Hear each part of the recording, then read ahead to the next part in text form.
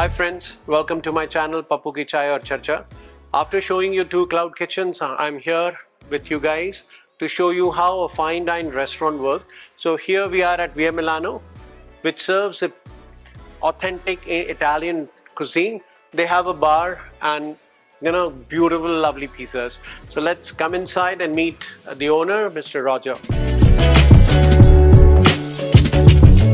Hi, Roger. Hi, Chef. It's so nice to see you after such a long time. Exactly. And I'm so happy and glad to see that Via Milano is expanding and doing lovely, lovely Italian cuisine. Hearing great about your food, about the presentation and about your brand. And I heard that you have opened recently in Hyderabad as well, which is a good news. And keep on expanding. So, Roger, I know you since I think 2007. Yeah. It was the time when earlier than that. Earlier than that. Yeah, 2007, I was in Bangalore. Yeah, Sorry, exactly. 2002. Correct. So, and we worked together for a certain period of time in Doha and Bahrain. So it's so nice to see you growing and from where you started. So give me a little in-depth your journey as a manager or director F&B at Ritz-Carlton, then coming out from a good job. You could have risen like anything in Ritz-Carlton. Correct. From there you moved and started your own brand called Via Milano. So if you can tell me something about your journey as a manager or a director of F&B and an entrepreneur. Yes. So the journey started back when I joined the Oberoi's. That's when I took a liking to the hotel industry. So that was 35 years ago. Yeah, 35 years. Shit, I feel sounds so old. So basically, Oberoi's, that's when I took I knew this was my passion. This is where I wanted to be. And so I did 3.5 years stint with the Oberoi, then moved to the Hilton hotels in Dubai, worked with them for a year, and then moved to Bahrain with the Royal Meridian. Okay. And that's where everything changed. I got into the food and beverage industry in that line and started growing with the Royal Meridian. I reached a position of director of restaurants. Yeah. Then moved to the Ritz-Carlton hotels. Ritz-Carlton changed a lot of things for me because I like the philosophy, the way they train the staff, the way they take care of them. Yeah, take 21 steps. And the credo, if you still remember, I don't know. Yeah, the credo, the motto. I still carry the credo. Okay, still have it. Thanks. Carry it. So it started there, and then I worked with them for about 7 years. I met Paolo, who was an Italian chef. Right. We opened many Italian restaurants together, he being the chef, I being the manager. And we thought, okay, time now. India was 2007, 6-7 was booming, Exactly. Growth rates were at 10%, and it was like everybody was talking about the India story. That's when decided to take a risk. I was getting posted to Jakarta as the EM food and beverage. Food and beverage. And then I said, let's take a risk. I mean, you get it once in a lifetime. So if it works out, good. If it doesn't, then we can always go back to the hotel industry. And so 2007. So from 2007 became, I'd never been to Bangalore prior to that. So basically you're from Hyderabad. Yeah. So what made you come to Bangalore? So we initially chose Hyderabad as a location, but then we had some issues with the building which we selected, and it didn't work out. So the next option was Bangalore, because we were anyway going to expand to Bangalore. So we said, okay, let's make Bangalore the first option and then move to Hyderabad later.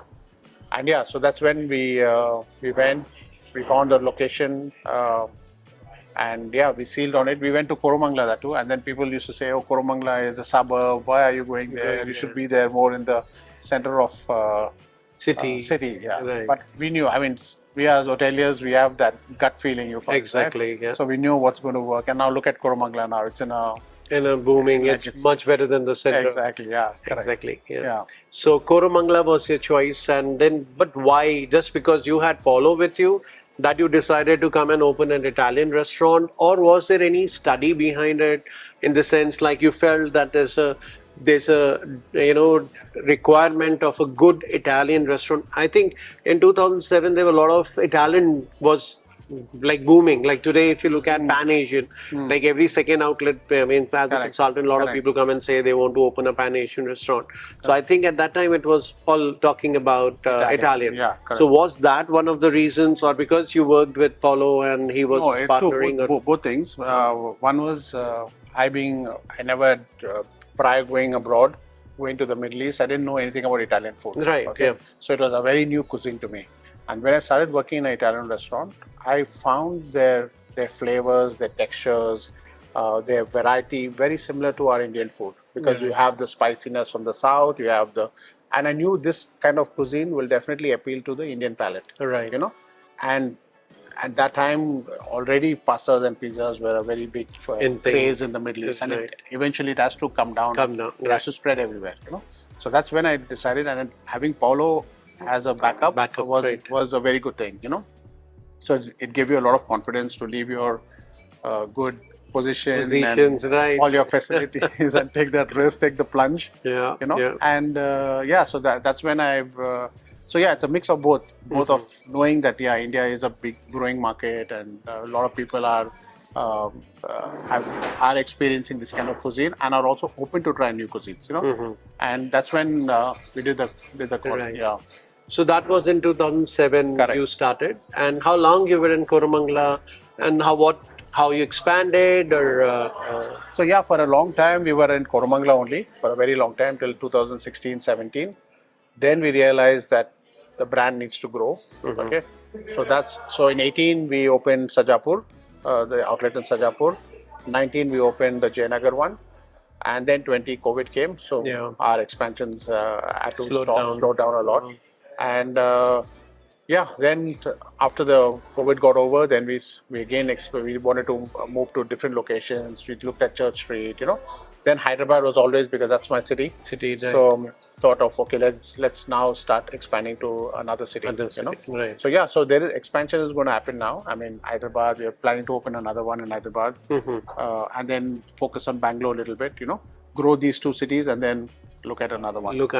So when the COVID happened, and I know the hospitality industry suffered the maximum during COVID, and we lost a lot of money. But never you felt that after COVID finished and everything market open, to change your cuisine, or you felt like, no, I'm happy with my brand Via Milano doing Italian. So it never came into your mind to change from Italian to something else? Italian was always a core. I mean, that was our main cuisine. But yeah, we were looking at diversifying into other cuisines as well, but opening different brands with like you said, you know, Japanese or Pan Asian, or or go into the modern Indian cuisine, you know. So that was always there in the back of our mind. But yeah, we wanted to grow the brand Via Milano. It's a well-known brand. We won a lot of awards, you know, well recognized, well known in Bangalore. Even Hyderabad, people talk about us after coming back after 10 years, you know. So yeah, so we just felt like continue with this brand, grow this brand, you know, at the same time diversify.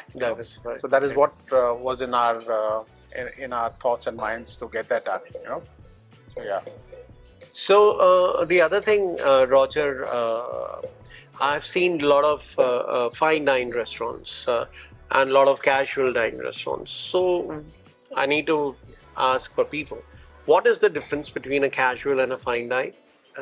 And when you do that, if you have a casual and then you do a fine dine, then what is the difference? It's service-wise, price-wise, you know, presentation-wise. So if you can talk about in depth about what is casual and fine. Yeah, so casual dining, like the word says, casual. Everything is very laid back. You know, the presentation is not so important. You know, price is on a lower side.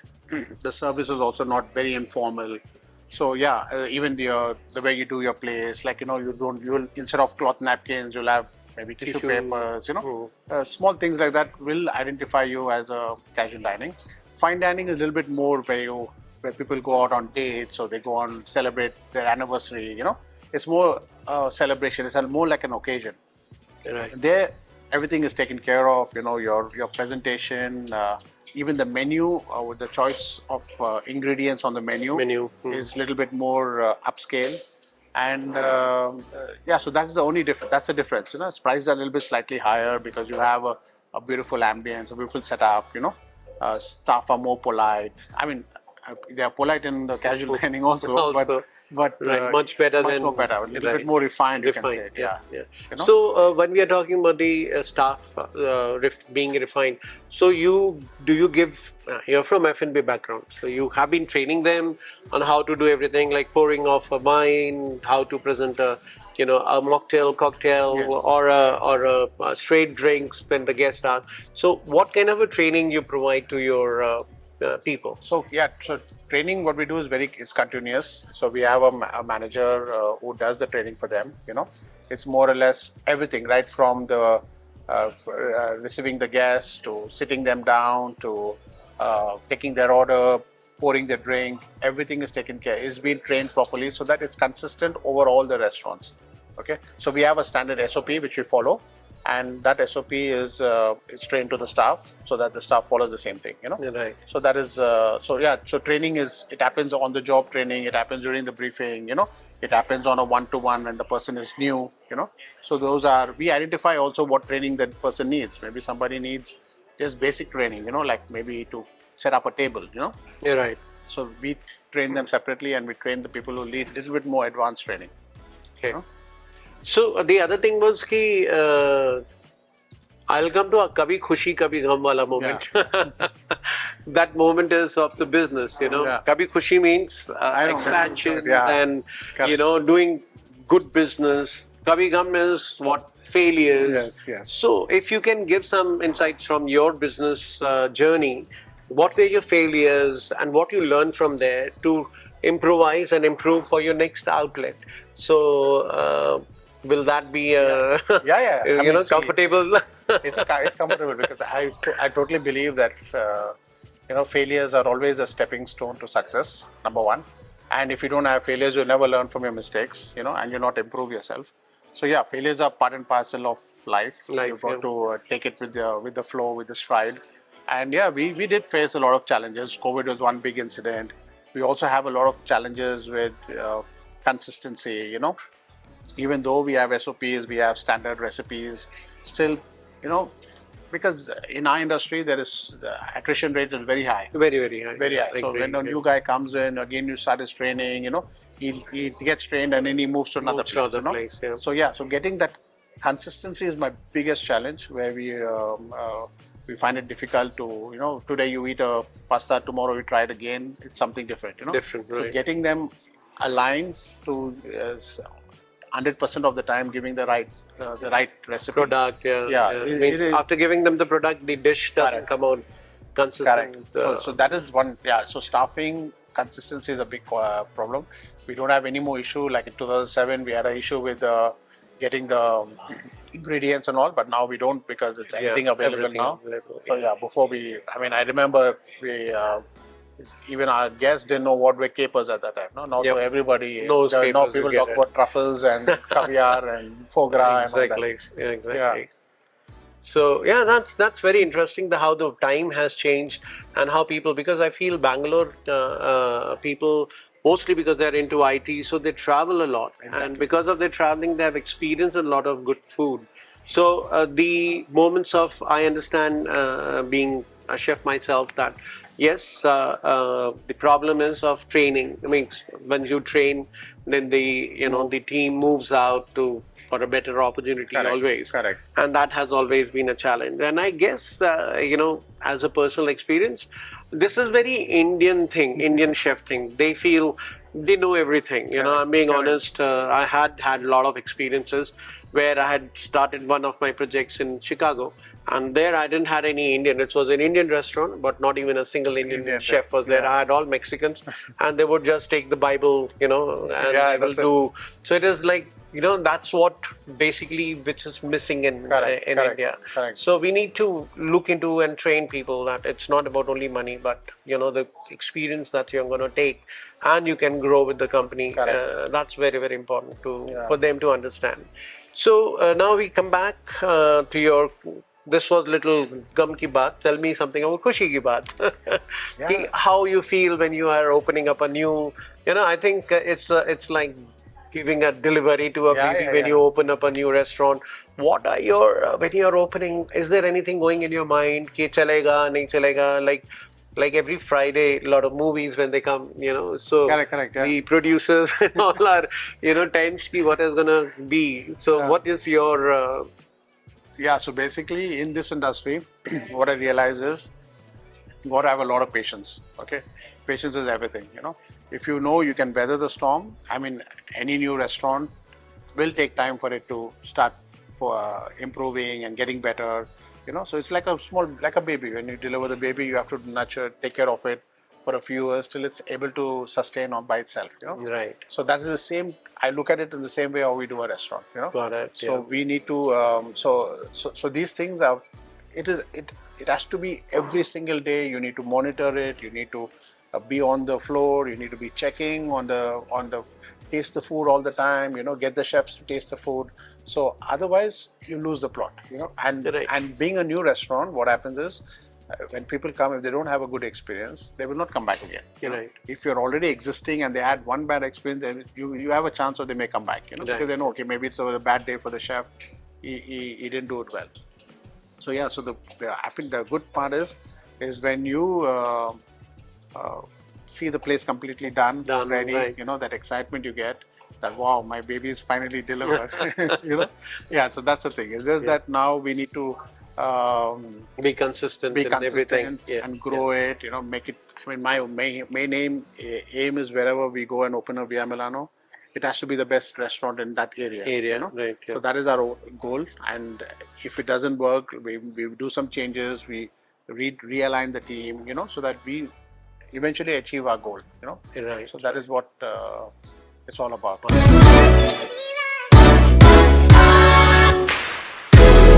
So Roger, I'd like to know, about the, I'll not say revenue, but like if you're having a pizza like this and you charge $100, so what is the percentage of food cost? What is the percentage of,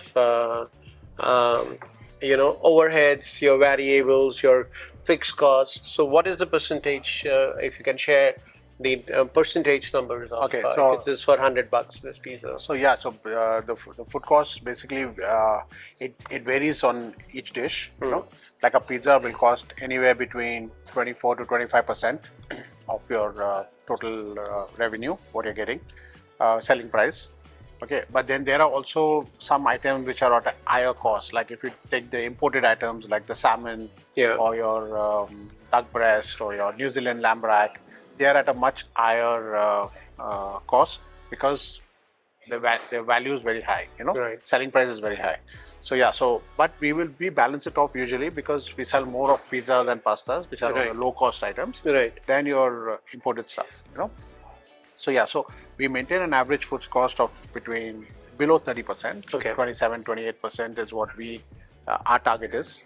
And and then you have, if your rent is around 15% of your total revenue, which is ideal, your staff should be around, rent should be around 12%, sorry, staff should be around 15%. Okay, so that's 27. Yeah. And 28 is your food cost. Correct. So we approximately are on 56, 56. Yeah.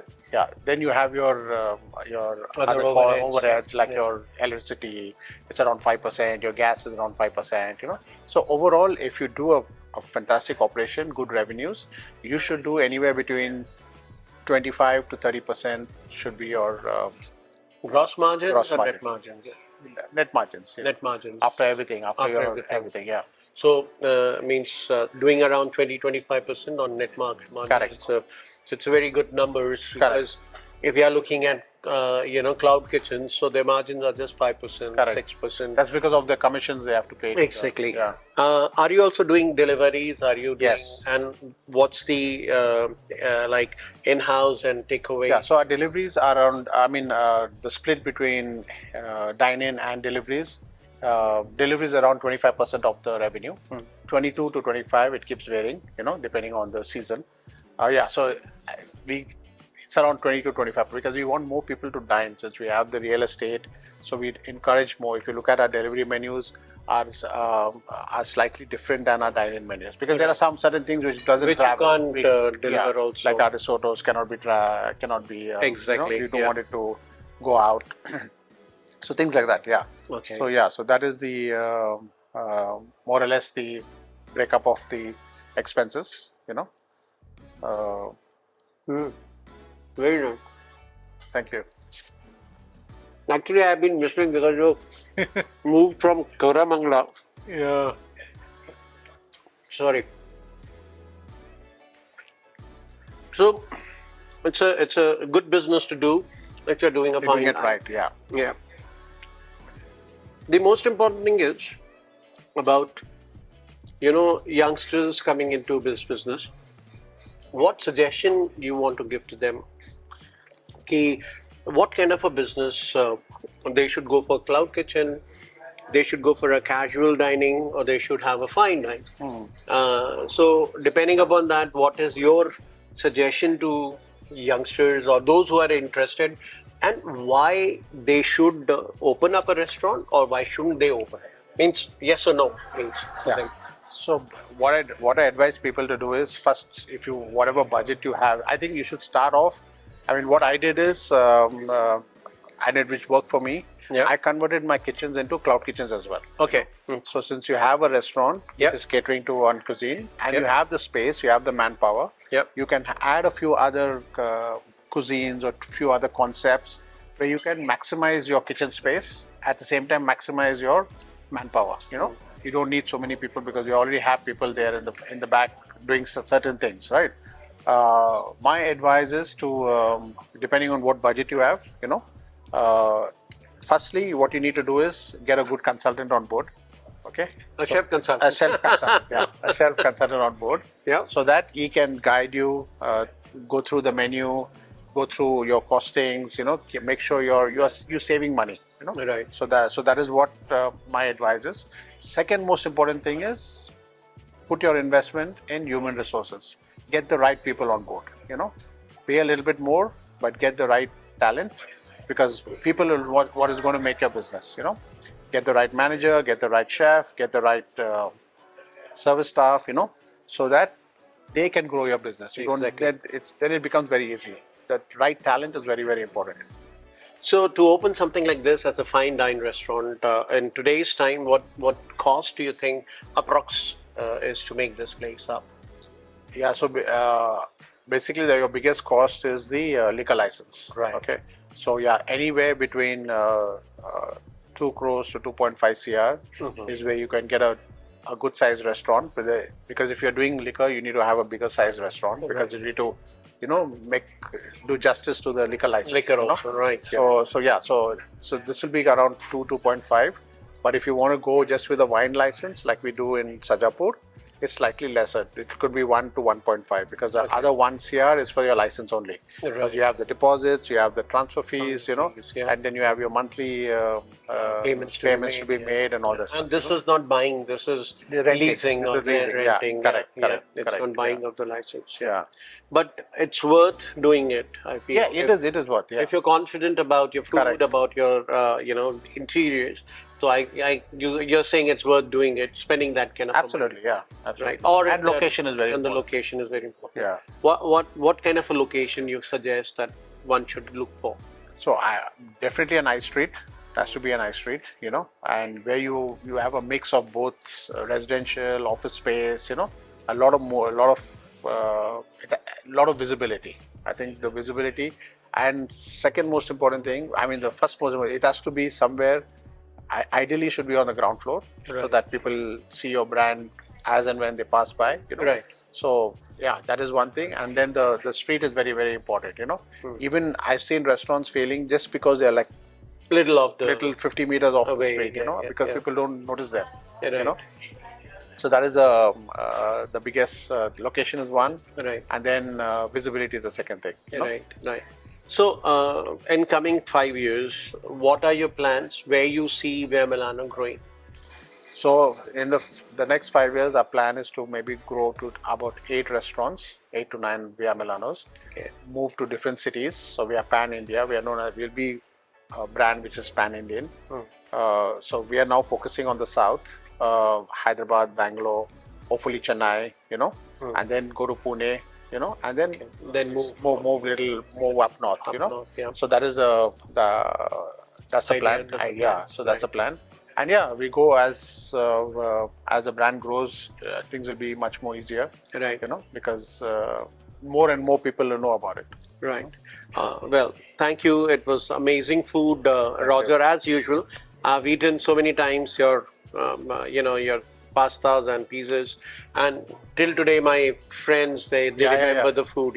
So that's the beauty, that the consistency. As being a hotelier, that is one of the biggest challenge. Correct. If somebody is new in the industry, they don't know about it. For them, it's a very different way of treating a restaurant. But when you are coming from the background of F&B, so definitely you have more pressure than any other person. Correct. To maintain, because a lot of bet is on you. Correct. To see that the brand has that kind of. Exactly. But I guess from 2007 to 2024, you have done a beautiful job and maintained a lot of ups and downs, but that is part of journey. Yeah. But you learn from there, and awesome. Really loved it. Thank you. Both of my favorites. Thank you so much, Roger, for your time. My pleasure. And Pleasure. we'll see you soon then. Certainly. Yeah.